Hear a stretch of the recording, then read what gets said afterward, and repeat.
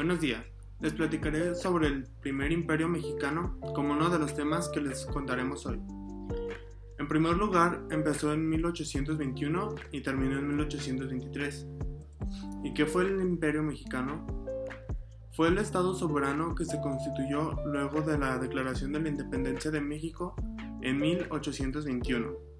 Tuvo una duración de apenas 17 meses, ya que fue proclamado el 24 de agosto de 1821 y se disolvió el 8 de abril de 1823. El único monarca del primer imperio mexicano fue el general criollo Agustín de Iturbide, quien se nombró Agustín I. Y ahora les contaré sobre la organización política. La adopción de una monarquía constitucional estaba prevista en el Plan de Iguala, proclamado por Iturbide el 24 de febrero de 1821. Según este documento, la corona de México debía ser ofrecida a Fernando VII o algún otro integrante de la familia real española. En los tratados de Córdoba, firmados el 24 de agosto del mismo año, se añadió un artículo que aclaraba que en el caso de que Fernando VII rechazara el ofrecimiento, el Congreso mexicano designaría a un emperador. Este podía ser tanto miembro de alguna dinastía europea como cualquier mexicano. Ante la negativa de Fernando VII, tuvieron lugar intensos debates en el Congreso, en el que convivían republicanos, monárquicos, moderados y monárquicos absolutistas, que sostenían que el emperador debía pertenecer a la dinastía de los Borbones.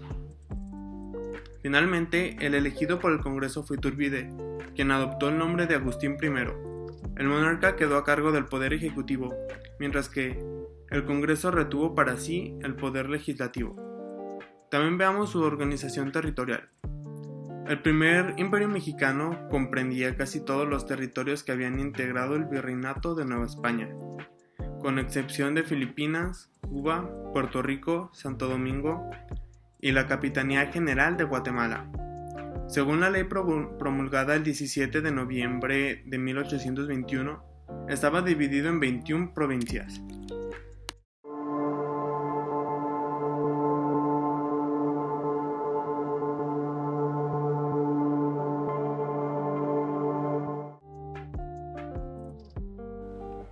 Siguiendo con las noticias, esta vez con una que apunta a ser un gran cambio para nuestra muy reciente república, pues se ha dado a conocer una nueva iniciativa de nuestro actual y muy reciente presidente provisional, Valentín Gómez Farías, que, como ya sabemos, está supliendo a Santana como gobernador de la República Mexicana. Según el Congreso de México, se trata de una serie de leyes que ya fueron aprobadas, cuyo principal objetivo es el de disminuir el poder de la Iglesia y reglamentar la relación que ésta tiene con México. Esta serie de leyes recibirán el nombre de Reforma Liberal. Platicando un poco más a detalle acerca de esta reforma liberal, una de las principales y más importantes leyes que vienen establecidas es la suspensión de las órdenes monásticas, como también la supresión del cobro de diezmos, dejando su pago a la voluntad de todos y cada uno de los individuos. Con estas dos leyes principales, el objetivo de esta reforma es la eliminación de los que fueron los privilegios de la Iglesia y del ejército, ya que según los liberales, estas instituciones son una rémora para el progreso, debido a los recursos que concentraban. Asimismo, con esta reforma liberal se está buscando la separación de la Iglesia y el Estado definitivamente, la subordinación y el debilitamiento del clero. Profundizando más a detalle sobre cada una de estas leyes que fueron aprobadas, tenemos el matrimonio civil, la abolición de los privilegios del clero y del ejército, el cese del monopolio educativo de la Iglesia, suspensión de la Universidad Pontificia de México, la limitación de las milicias a los estados y finalmente la desamortización de los bienes del clero. Esto para hacer frente a la deuda pública que, como ya sabemos, está siendo una gran espina para nuestro desarrollo como una nueva república.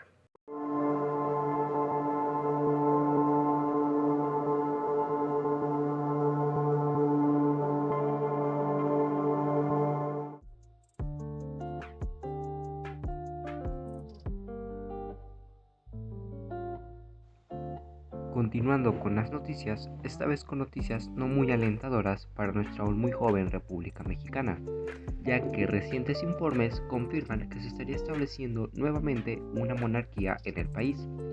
esta vez en manos del archiduque extranjero Maximiliano de Habsburgo junto con su esposa Carlota.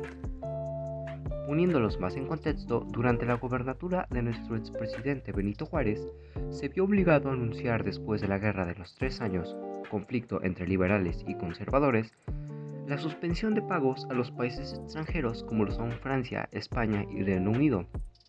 Esto hizo que las 3 potencias europeas se reunieran en Londres y acordaran hacer efectivo el pago de las deudas. Para presionar a las autoridades mexicanas, dichas potencias desembarcaron con tropas en el puerto de Veracruz el año pasado, entrando en negociaciones con el gobierno de Juárez. Las negociaciones diplomáticas se llevaron a cabo en el pueblo de La Soledad. Como resultado de las mismas, el ministro mexicano de Relaciones Exteriores, Manuel Doblado, logró persuadir a los gobiernos de España y Gran Bretaña que la suspensión de las deudas era algo transitorio, lo que trajo como consecuencia que las tropas inglesas y españolas se retiraran de nuestro territorio mexicano. Sin embargo, las tropas francesas se negaron a irse mediante el mandatario de Napoleón III, quien tenía intenciones de instaurar una monarquía en México.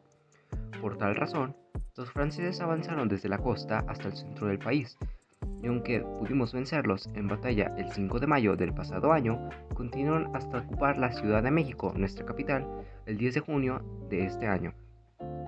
Hace algunos meses, el mando invasor francés trató de organizar un nuevo congreso, pero debido a la oposición pública formaron nuevos órganos de gobierno, la Asamblea de Notables y la Regencia integrado por los conservadores. La Regencia preparó el camino para establecer un imperio. Napoleón III y los comisionados mexicanos propusieron como candidato para ocupar la monarquía mexicana al archiduque Fernando Maximiliano de Habsburgo.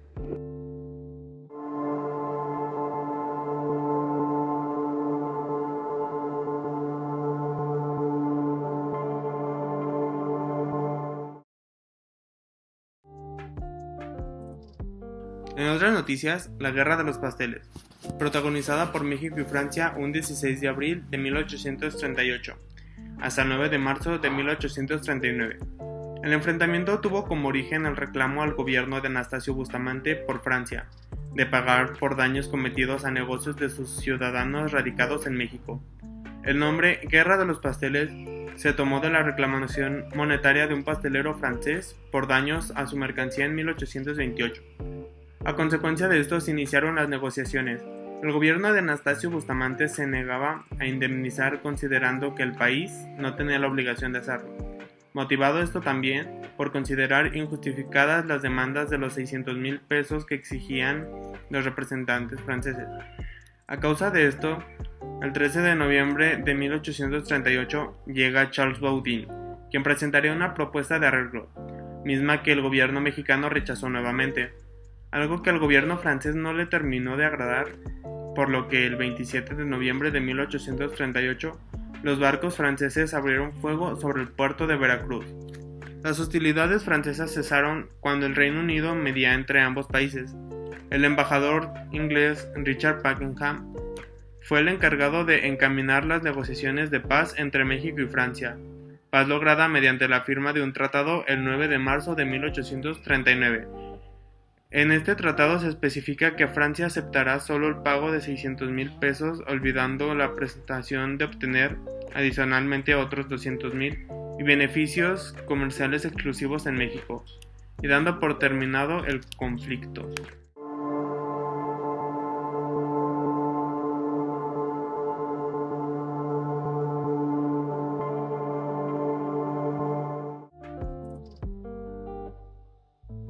En otras noticias, y derivado de las leyes que desamortizaron muchos indígenas y campesinos, se han visto obligados a vender sus tierras y trabajar para otros hacendados, sufriendo explotación y maltrato.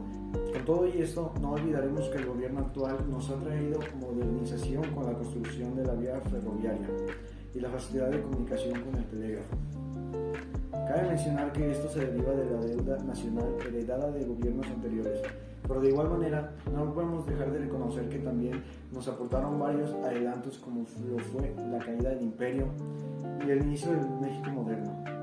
Todo esto durante los gobiernos de Juárez y Lerdo de Tejada, logrando impulsar la economía del país que se vio estancada a consecuencia de las guerras que estallaron en México. Con convirtiendo la educación básica en obligatoria y gratuita, y lograron restar fuerzas al poder legislativo para fortalecer el ejecutivo y crear un senado, esto último durante el gobierno de Lerdo de Tejada.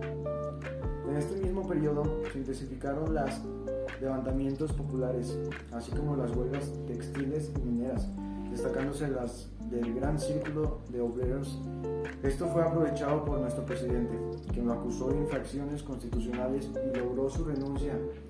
Así es como en este momento nuestro señor presidente Díaz Ordaz se encuentra gobernando México e informa que día a día seguirá luchando para que nuestro país salga adelante.